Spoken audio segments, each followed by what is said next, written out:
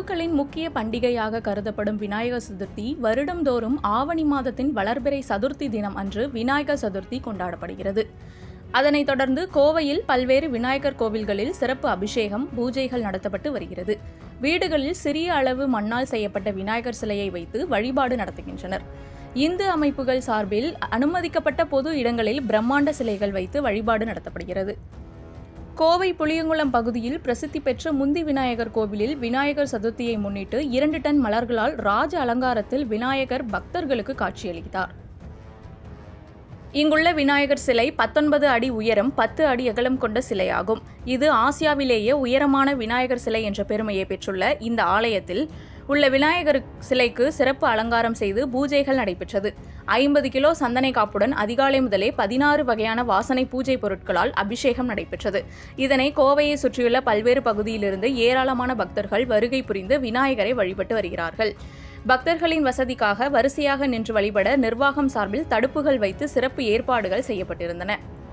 மேலும் பக்தர்களுக்கு புளியங்குளம் விநாயகர் கோவில் அருகில் உள்ள மாரியம்மன் கோவில் திடலில் மாபெரும் அன்னதானம் நடைபெற்றது.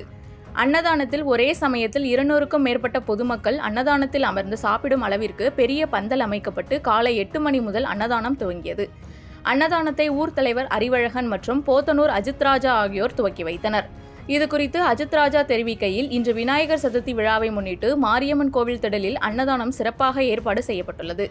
காலை முதல் மாலை வரை அன்னதானம் நடைபெற உள்ளது எனவும், பக்தர்கள் மற்றும் பொதுமக்கள் சுமார் 20,000க்கும் மேல் அன்னதானம் ஏற்பாடு செய்யப்பட்டுள்ளது என்று தெரிவித்தனர். மேலும் தானத்தில் சிறந்த தானம் அன்னதானம். 27 பிறவிகளில் கிடைக்கக்கூடிய பலன் இந்த அன்னதானத்தில் கிடைக்கும்.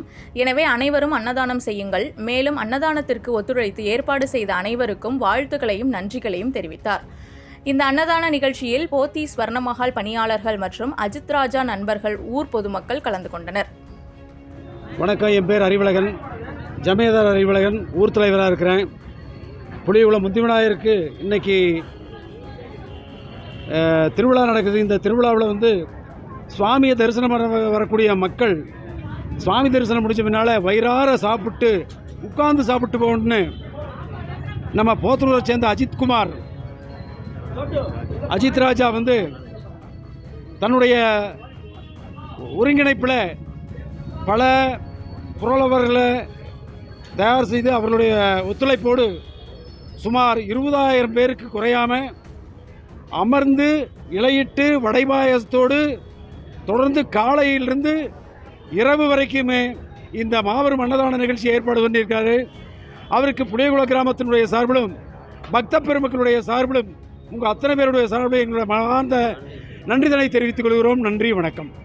இனிய விநாயகர் சதுர்த்தி நல்வாழ்த்துக்கள். இன்றைக்கி ஆசியா கண்டத்திலேயே ஒரு மிகப்பெரிய ஒரு விநாயகர் நம்ம கோவை மாவட்டத்துக்கு பெருமை சேர்த்தும் வகையில் நம்ம புளியங்குளம் முந்தி விநாயகர் பெருமானுடைய இன்றைக்கி உலகம் பூரா இருக்கக்கூடிய தமிழர்கள் கொண்டாடி கொண்டு இருக்கும் விநாயகர் சதுர்த்தி வாழ்த்துக்களை தெரிவித்துக்கொண்டு, இன்றைக்கி முதல் முறையாக நம்ம முந்தி விநாயகர் கோயிலுக்கு வடபாயாசத்தோட கிட்டத்தட்ட ஒரு 15,000லேருந்து 20,000 பேர் உட்கார்ந்து நிம்மதியாக சாப்பிட்ற மாதிரியான ஒரு அமைப்பு கடவுள் கொடுத்துருக்கிறாரு. அதை நாங்கள் முன்னாடி நின்று நடத்தியிருக்கோம். அதுதான் உண்மை.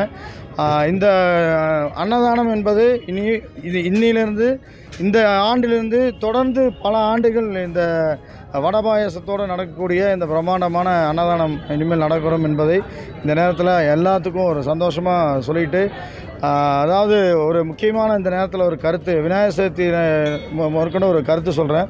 தானத்திலேயே சிறந்த தானம் அன்னதானம். அந்த அன்னதானம் 27 பிறவி கிடைக்கக்கூடிய பலன் இந்த அன்னதானத்தில் கிடைக்கும். அதனால் உலகத்தில் இருக்க எல்லாத்துக்கும் சொல்லக்கூடிய ஒரே ஒரு வார்த்தை, விநாயகர் சதுர்த்தி முன்னிட்டு முடிஞ்ச அளவுக்கு ஒரு நாளைக்கு இல்லாதவங்க ஒருத்தருக்காக சாப்பாடு வாங்கி கொடுங்க. நன்றி, வணக்கம்.